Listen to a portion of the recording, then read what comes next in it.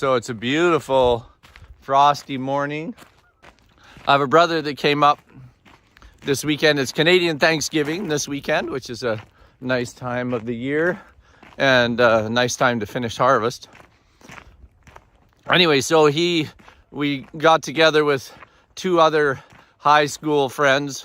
There was 5 of us that were the starting lineup on our basketball team, and 4 of us got together and played golf yesterday morning. Alex and I, who are farmers, we thought we were just golfing 9 holes early in the morning and getting back to work. But no, our city friends, they booked us for 18 holes of golf, and there was frost at the golf course, like there is here this morning. And so they delayed us our start time until 10. Anyway, totally just, it was an amazing day, but it totally did not help my farming career. But it does lead us to our next review of the Ford Lightning.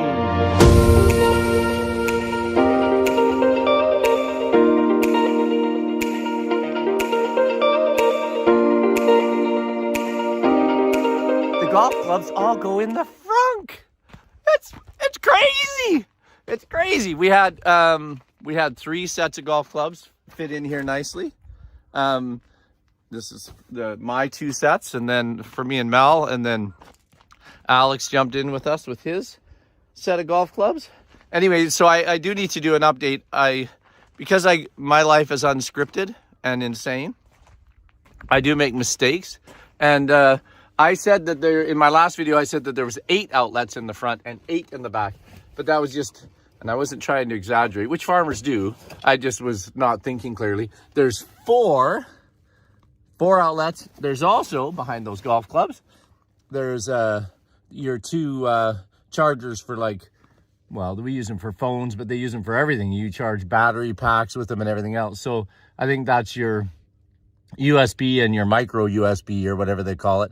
But that's what all the new phones are all using and stuff. But some of our big booster packs charge out of those little plugs as well.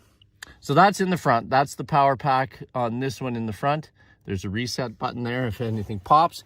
It tells you, like, if I leave this door open, the truck is like, your door is open. Everything's on a sensor. Anyway, so we close that. I got to go unload my golf clubs so that I can get back to farm work this morning. Got to go haul a load of beans. Anyway, so there's 4 outlets in the front. And then in the back, ooh, there's even frost on the tailgate. And then in the back is where we have the 4 more 20 amp outlets, and then our 220 30 amp and 7.2 kilowatt max. But that's our 220 plug that we'll get a welder for each of the trucks to do. And that's also the outlet that if Tyler runs out of battery, I can go boost his truck, charge his truck up a bit from this outlet to his charge port, and he can obviously charge me from this outlet. So we have an adapter to boost each other to get each other home if we happen to run out of charge. So that's kind of handy. Also on the inside of the truck, speaking of outlets, there are a couple of 110 outlets. One is here behind in the back seat, right behind the console. The 110, but it is the big 20 amp outlet, so still the high power, but it's 110 volt. And then you have your 2 small charge ports for the phones and whatever else people want. So those are in there, and we still have our old school, well, it used to be cigarette lighters, but anyway, the 12 volt ports there. And then we have all of those also in the front by the driver. So lots of power. Awesome. Very exciting. Have a wonderful day.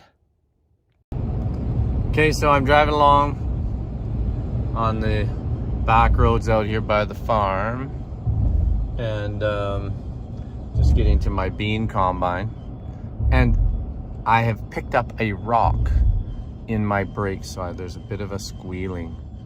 And every vehicle I've ever owned, every truck, every car, this happens on gravel because there's just rocks flying everywhere. And so somewhere underneath one of the little metal covers that covers the brakes or sitting up against the brake disc. These little pebbles get launched in there, and it's the bane of farmer driver existence is when and it can make a pretty loud screeching sound, which sounds like you haven't done maintenance on your vehicle in 20 years, but it's just a rock, it's just a pebble. There's nothing mechanically wrong. And then you have to try to, usually if you stop and back up and hit your brakes 30 times and back up, they'll fall out of there. But sometimes you have to get in there and try to find it with a screwdriver and pop it out. So I don't know, we'll see. So the Ford Lightning did not solve this one problem. Okay, so this is the rear tire of my Lightning. There's the brakes, and behind the brakes, there's always this little thin metal cover that I'm strumming with my finger. And so between this brake disc and that cover back there, rocks can get lodged and they just make this horrible sound. So I was just messing with the cover a little bit, and this little pebble fell out. That little pebble right there was the source of all my noise.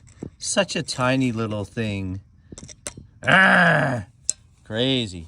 Anyway, away. So, all right, so I'm driving along, getting close to my house in the Ford Lightning, and the lights on this truck are absolutely fantastic. There's a set of lights going out all four sides of the truck that you can turn on in the computer depending on where you're working. But the headlights are like live eyeballs. When you turn, they turn the direction that you're steering the truck. And so when I turn, they turn over here so that it's adjusting. So then when I get here and turn back, they come back to center. And so when I go down my driveway here, as I turn right, they adjust to this curve over to the right. And then when I come back to the center, they adjust to the center. I curve right and they curve right. And then on high beam and low beam, they tilt up and down. Instead of popping to a different light bulb for up and a different light for down, it actually just tilts up and down just like a live eyeball. Anyway, so they turn and they tilt up and down. So it's a mechanical, light bulb. Very interesting to see how they're going to hold up, but very cool.